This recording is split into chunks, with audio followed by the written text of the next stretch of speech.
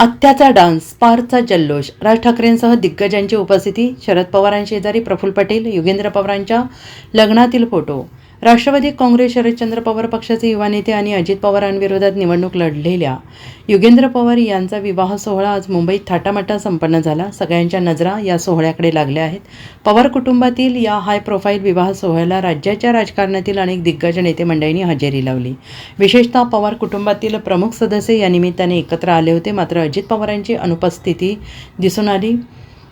उपमुख्यमंत्री अजित पवार, यांच्या पत्नी सुनेत्रा पवार आणि खासदार सुप्रिया सुळे यांच्यासारख्या महत्त्वाच्या व्यक्ती एकाच वेळी उपस्थित होत्या. आणि या सोहळ्याची खास सर्वात गोष्ट म्हणजे खासदार सुप्रिया सुळे यांचा उत्स्फूर्त सहभाग. आत्याबाई असलेल्या सुप्रिया सुळेंनी या लग्न सोहळ्यात योगेंद्रच्या वरातीपुढे डान्स केला. योगेंद्रसोबत बग्गीमध्ये अजित पवारांचे सुपुत्र पार्थ पवार हेही जल्लोष करताना दिसून आले.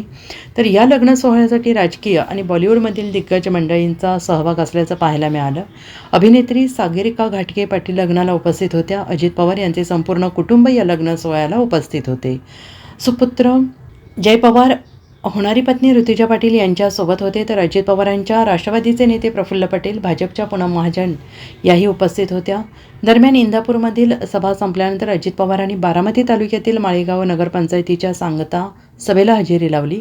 त्यामुळे लग्नाचा मुहूर्त टळला, पण अजित पवार रात्री उशिरा लग्नस्थळी पोहोचतील असं सांगण्यात येत आहे.